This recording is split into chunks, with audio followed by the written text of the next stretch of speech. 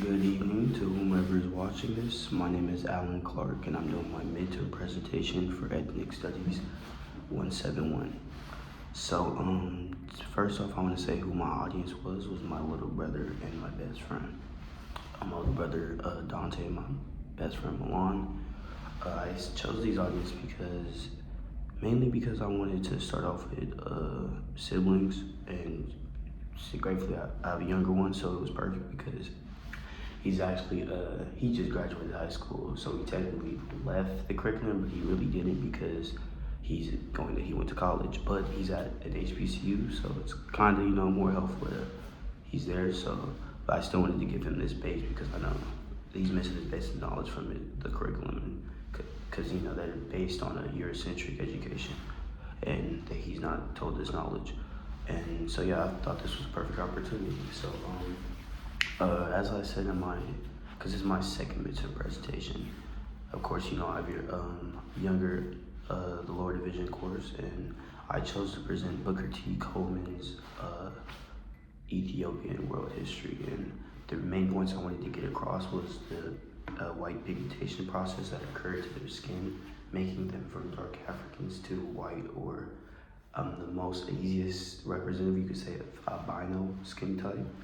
I wanted to really emphasize how that process came about, and how Booker T. Coleman says the fourth stage caused that. I also wanted to emphasize about how he even says Ethiopia created Egypt, and how Egypt was the land of the blacks. I just wanted him to know more of a background history. I didn't want to go too deep into that. But this new topic I decided to introduce him was based upon this movie, The Woman King. Now I know it's kind of not the normal topic, but I had a reason for this. In The Woman Queen, I wanted to show how the Eurocentric, or you could say the Europeans, how they attempt to eliminate one's identity and oneself through the discommunication and battling within each other. For example, the Europeans, in the movie, in a scene, one of the people, they're talking to the European slave owner, and he says that the European, well, what we have, what we are, we wouldn't exist without this slave trade. We need the slave trade to thrive.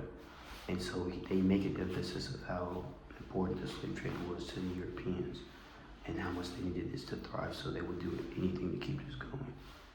And I wanted to make the emphasis of how they used the emphasis and keep the fighting between each other, the Oyo Empire, between the Dayome Empire. They used the influence of battling between them two to keep them from the bigger picture at hand. It was clear that in that movie, you see tactics being displayed. America wasn't, their sole plan that they had was strategic. It was a condition, it was a plan. It wasn't something, hey, we want to eliminate them, let's kill them. No, we want to eliminate them, let's train them, conditioned to where they could just automatically kill themselves and not have to look at it and not notice the one responsible. And so I just wanted to get this emphasis through this movie, which I've seen multiple examples of, and I wanted to explain that to them as well, as I did with the Booker T. Coleman points. So let's get into the topics for the midterm. So let's get into Afrocentricity. So my notes, Afrocentricity, it's very important to know it's not a black version of Eurocentricity. It does not promote, uplift, or classify one race or ethnic group superior to the others. It does not do that. Afrocentricity is very key. It gives the teachers the opportunity to teach the students the world history, true, accurate world history, as well as its people, their true culture, their origin, and where they came from. It doesn't emphasize or incite the omission of history.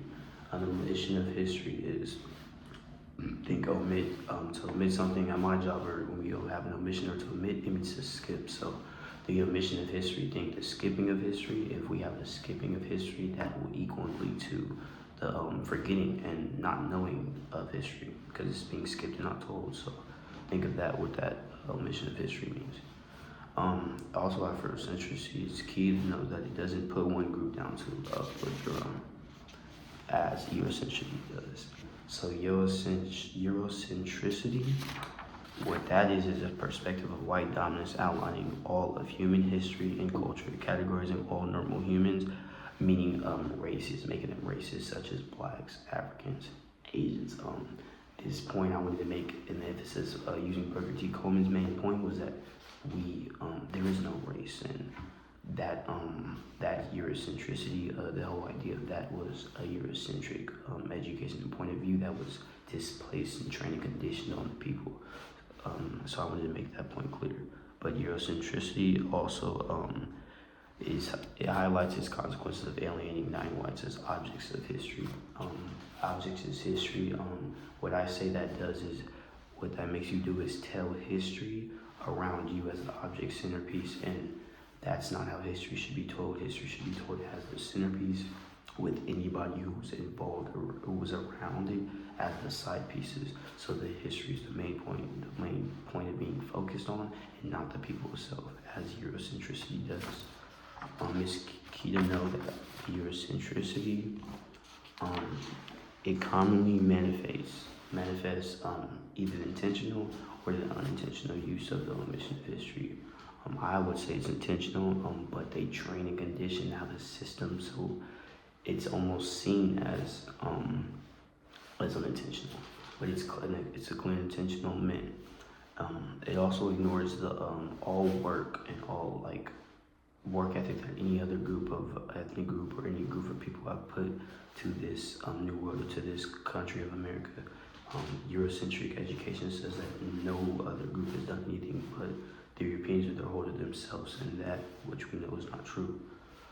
Also, Eurocentric education sugarcoats the truth. They twist, or they may tell half of a truth, parts of the truth, or maybe none of the truth to make one side of the people look better in history, which of course is going to be their side. So it's key to note that we're Eurocentric and Eurocentricity. So what is the difference, or why is it need to know epistemology as well as worldview? Well, the epistemology is the study of knowledge, and what you do through its methods, scopes, and validity. So the point of epistemology is to distinguish the hard believed facts between the opinions, and that is important to do. And so we want to also understand worldview and how it is obtained. The worldview is a comment of the total overall study, practice, or expectations which we have in the world which we live in today. It can be collected by studies, cultures, religions, and it's the whole point of it is just to study how one group of people or an individual acts in an individual place. So it's important to know those key terms. Now, just to explain context of how Afrocentricity and Eurocentricity affects in the terms of education-wise and the pedagogy terms. A pedagogy is the study and the practice with respect to do the one methods. It's usually done in the form of trying to teach a concept during learning. So I just wanted to talk about this aspect, and it's key because as we know, the schools are reflective of the societies that develop them. And as I said earlier, schools, the curriculum are to enforce the Eurocentric education, Eurocentric point of view. So if schools are a direct reflective of what develops them, and if that Eurocentric education develops them, then that means schools are a direct reflection of Eurocentric education or the Eurocentric point of view. And that's terrible. That's not how education or anyone's education or history of people should be taught, and this will induce a disassociation with one's own culture. How does this happen? Well, due to this culture, a disassociation will take an effect because the education system is designated and placed to reflect the Eurocentric form or Eurocentric education, which I just mentioned, and that's terrible. We cannot have that. We must change that. Like I said, Eurocentric education, commonly, it's always inciting the omission of history, and that's a big problem that is a problem we must be taming. As far as Afrocentric education, what that will do, it gives the teachers the opportunity to be able to give the student true, accurate world history as well as their own cultures and people's history and traditions, without it being this, without it being inaccurately told or told rarely, which is a huge problem. And also the Afrocentric education encourages people to see themselves as subjects of history and not the objects of history, which I said is key. And also, since all content areas are able to adapt to this Afrocentric approach, therefore the African American student can be made to see themselves as centered in the reality of any discipline, which was quoted and stated by Asante. So it's key that Afrocentric education, it applies and can be fit to all and to everybody. And so it's key to know that. So our next topic, it will be the shattered consciousness. So the idea of a shattered consciousness originated from the author I.E. Arma. He was the original author of that, but I would say the shining light who shined upon that star would be Wade Nobles. So this idea of a shattered consciousness comes within two main ideas, I would say, is a conceptual incarceration as well as a mental imprisonment. So think of a conceptual incarceration. That's the thing or process of automatically training, conditioning somebody to make an action without them unconsciously knowing or thinking about doing it. That means just making them automatically doing something. And it's scary to think of that. That conceptual incarceration, we can see the damaging effects of that even today. So also in this process, they will adopt the European and Eurocentric education point of views and try to apply those definitions or ways of thinking, their trained ways of thinking, to try to understand African history or African American history or their own people's history, which you cannot do. These things do not correlate, they can't cross, they intersect, they don't go with each other. So a mental imprisonment, think of the idea of one, forcing somebody to only do one thing, two, not allowing them to ever do one thing, or three, eliminating the option between both of them and them not even having a choice, them thinking they don't even have the option of A or B, it's only A, only A. Think of that as the condition, that is the trained system. They're trying to have you think certain ways, look at things certain ways, so you could not overview and get the overall perspective of things. It's a train, it's a system. It's sad, it's corruption. It's key that we want to get rid of this. And so this shattered consciousness, the idea of it is that the African consciousness and identity was shattered by its all-persuasive domination, aka the Europeans. They were able to dominate their ancestors' space, their time, their knowledge, traditions, cultures, and their true history using this Eurocentric education. So it is very important that we must stop this. And so they try to promote this idea of a double consciousness, which is the ability of seeing yourself through another person or culture's point of view. In doing this, you're able to, again, see yourself as a subject of history, not an object. So you're able to remove the emotion from the learning of history and get the true, accurate representation of which one needs. So that is the main thing that this is focused upon, the shattered consciousness. And that is the main ideas. And so it's very important that we attack that and get rid of that, because our society and by whole will be at risk. And as you can see, we can maintain to have damage from these problems. So the next topic at hand is what is the importance of having an eyewitness for teaching anything, education related to K through 12 or just the comedics, history and study. An eyewitness is very important. An eyewitness is a primary source. For example, if somebody shoots somebody in front of me, I'm an eyewitness. That's a primary source. It's key to have an eyewitness because when you're trying to promote or say and validate these methods and these histories and events. It's key to not only be able to persuade somebody to believe in them or try to put an idea together. It's key to be able to confirm and validate that. Validity is key. As I was saying with the epistemology, it's key to have validity in your methods of how you got your study of knowledge and what you're trying to present to people. And so when an eyewitness is able to do that, an eyewitness is able to confirm that it's happened. Now, as we know, an eyewitness can lie.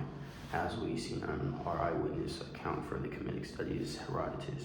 For example, he has lied or says fibs about certain events that happened, but in history, it's obvious that he was not blind, and events even document that he was able to tell apart an African's brown skin from an Israeli or an Indian skin. He said that he was able to see that, yes, they may be a part of the same brown color spectrum, but they each are two different brown colors that represent two different things, meanings, and cultures. And he understood that.